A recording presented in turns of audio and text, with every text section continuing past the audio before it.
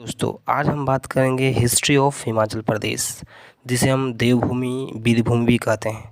भारत के north India यानी उत्तर भारत में एक पर्वतीय इलाका है। इसका इतिहास उतना ही पुराना है जितना कि मानव का इतिहास है। इस वीडियो में इसके जितने भी ऐतिहासिक बातें हैं वो समझेंगे। इसके बाद मैं इसका भूगोल का वीडियो डालूंगा, फिर इसकी इकोनॉमी के बारे में समझेंगे, फिर इसकी पॉलिटिकल बातें समझेंगे। अगर आप इस तरह के वीडियो देखना पसंद करते हैं, भारत के विभिन्न राज्यों के हिस्ट्री, ज्योग्राफी, पॉलिटिक्स तथा इकोनॉमी के बारे में जानना चाहते हैं तो चैनल को सब्सक्राइब जरूर करें। देश में हो रहे तमाम घटनाओं तथा इतिहास भूगोल की जानकारी आप तक जरूर पहुंचाई जाएगी। चलिए दोस्तों, अब इसका शुरुआत करते हैं। सबसे पहले हम इसका इंट्रोडक्शन देखेंगे, फिर इसके बाद प्राग ऐतिहासिक काल, मध्य ऐतिहासिक काल और आधुनिक ऐतिहासिक काल को डिटेल में पढ़ेंगे।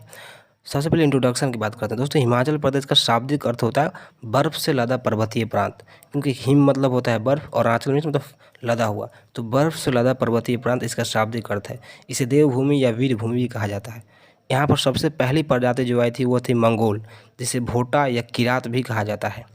हिमालय की चोटियों पर जो लोग निवास करते थे उनके प्रजाति का नाम था कोल या मुंडा। एग्जाम में आता है कि कोल और मुंडा कहाँ के प्रजाति थे, तो हिमाचल प्रदेश के थे, जो कि हिमालय के चोटियों पर निवास करते थे। छोटे छोटे गणतंत्रों को मिलाकर दोस्तों जनपद बना, और इसी तरह के छोटे छोटे रियासतों को मिला करके हिमाचल प्रदेश का स्थापना हुआ, जिसके बारे में आगे चर्चा डिटेल में करेंगे।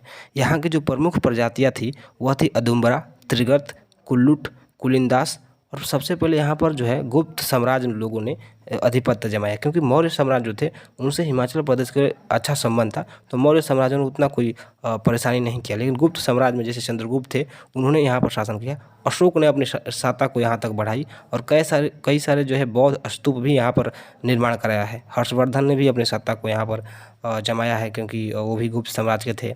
इसके बाद यहाँ राजपूत काल आता है। राजपूत काल जो कि सिरमौर इलाके में, हिमाचल प्रदेश में सिरमौर इलाका है, वहाँ पर उन लोगों ने शासन किया। फिर मुगल साम्राज्य आते हैं, कई सारे मुस्लिम आक्रमण होते हैं।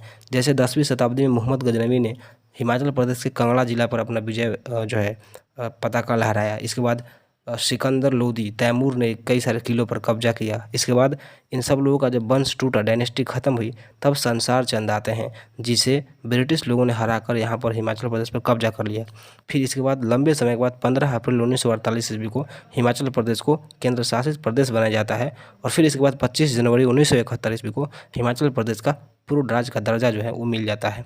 चलिए डिटेल में शुरुआत करते हैं और सबसे पहले पढ़ते हैं प्राग ऐतिहासिक काल के बारे में। चलिए दोस्तों, शुरुआत करते हैं प्री हिस्टोरिक यानी प्राग इतिहास के बारे में।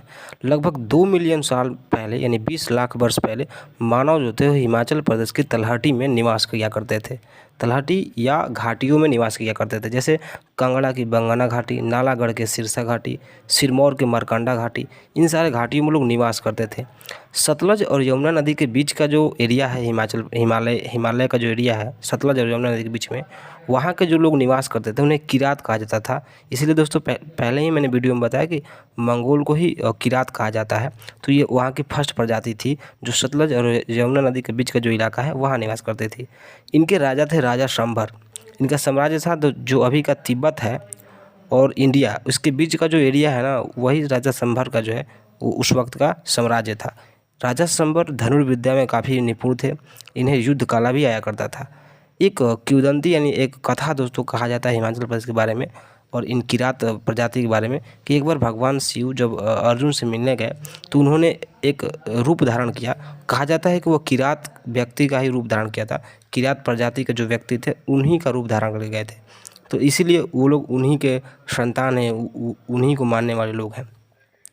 और अक्सर ये उत्तराखंड, नेपाल, हिमाचल प्रदेश के लोगों की ये कथा सुनाई जाती है। एक बार दोस्तों युद्ध हुआ आर्य राजा दिवोदस और राजा शंभर के बीच में, और इस बात का उल्लेख ऋग्वेद में मिलता है। अगर आप ऋग्वेद के RV1 112:14 सेमीकोलन 1.116.18 वाला जो अध्याय पढ़ेंगे तो उसमें ऋग्वेद में ये चर्चा है कि दिवोदस और राजा शंभर कुछ युद्ध हुआ था। दोस्तों जो राजा शंभर थे उनके 99 किला था। आज के हिमाचल प्रदेश के पश्चिमी भाग में राजा शंभर का 99 किला था, और इस किला का जो है नष्ट करने का काम जो है वो दिवोदस तथा कई सारे युद्धों में जो राजा शंभर लड़ाई लड़े तो उन लोगों ने इस किला को नष्ट कर दिया, और इसी जगह को आज के दिन हम लोग हिमाचल प्रदेश कहते हैं। और ये भी कहा जाता है कि राजा शंभर जिनकी मृत्यु जो है वो उद्ब्रुज नामक स्थान पर हुई, जो दिवोदस के समय जब लड़ाई लड़े थे उस समय इनकी मृत्यु हो गई। उसके बाद किरात लोग जो है यहाँ से ख़त्म हो गए और फिर आर्य लोगों का यहाँ पर प्रवेश होता है। ये इनका प्रागैतिहासिक काल है। ये किस तरह से किरात खत्म हुआ और आर्य लोगों का आगमन हुआ, और यहीं से शुरू होता है मिडिएवल हिस्ट्री, जिसकी चर्चा अब करेंगे। अब बात करते हैं दोस्तों मिडिएवल हिस्ट्री की। दोस्तों मिडिएवल हिस्ट्री में जो इम्पोर्टेंट है उसी चीज़ को देखेंगे। 883 ईस्वी में कश्मीर शासक शंकर वर्मन ने हिमाचल प्रदेश पर कई सारे इलाकों पर अपना कब्जा कर लिया और वहाँ पर अपना नियंत्रण जमा दिया। इसके बाद दोस्तों 1009 में मोहम्मद गजनवी ने वहाँ आक्रमण किया और कई सारे मंदिरों को धन जो है वो लूट लिया। और फिर लूट करके वो चला गया। इसके बाद 1043 ईस्वी में राजपूतों ने वहाँ पर आक्रमण किया और राजपूतों का वहाँ शासन हो गया। इसके बाद दोस्तों संसार चंद्र आते हैं 1773 ईस्वी में, वहाँ पर शासन करते हैं हिमाचल प्रदेश में। इसके बाद 1768 ईस्वी में गोरखा जिसे मार्शल जनजाति कहा जाता है नेपाल का, गोरखा सत्ता में आता है हिमाचल प्रदेश में 1768 ईस्वी में।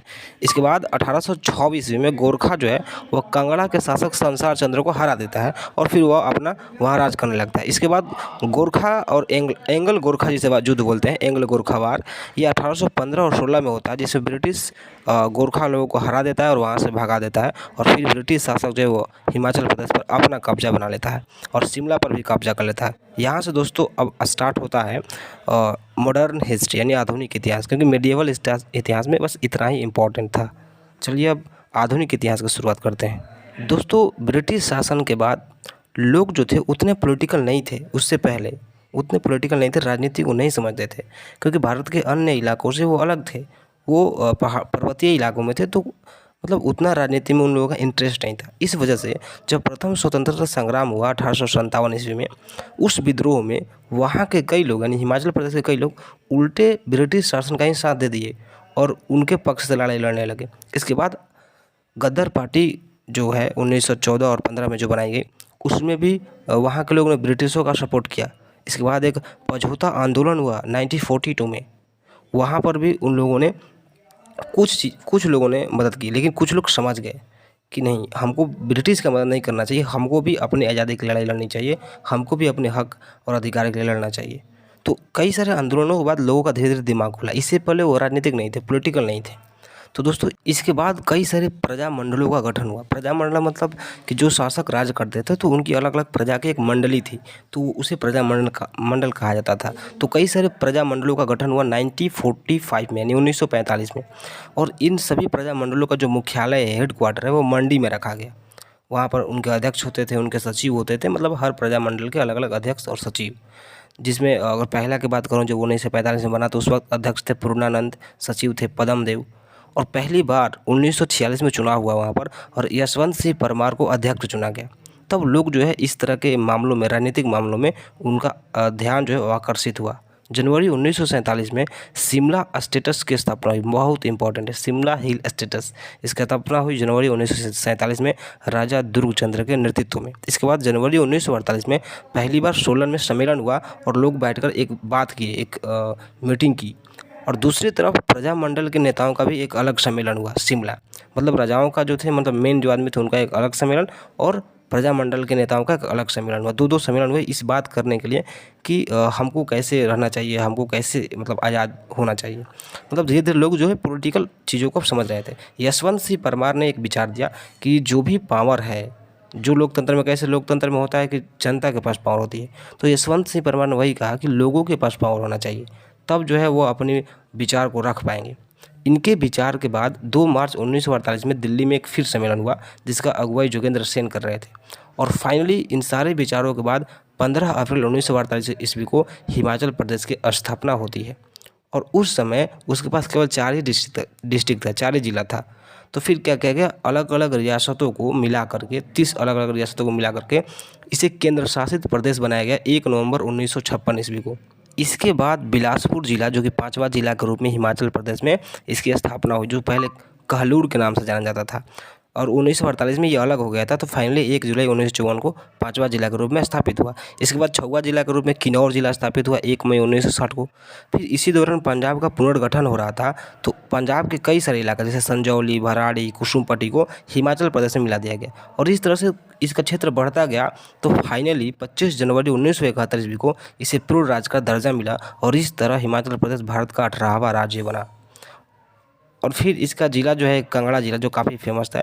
1 नवंबर 1972 को इसको बांटकर 3 भागों में कर दिया गया, एक कांगड़ा, एक ऊना, एक हमीरपुर। तो इस तरह मतलब धीरे धीरे इसका इलाका बढ़ने लगा, जिला बढ़ने लगी, और इस तरह से ये दोस्तों इसका आधुनिक इतिहास है।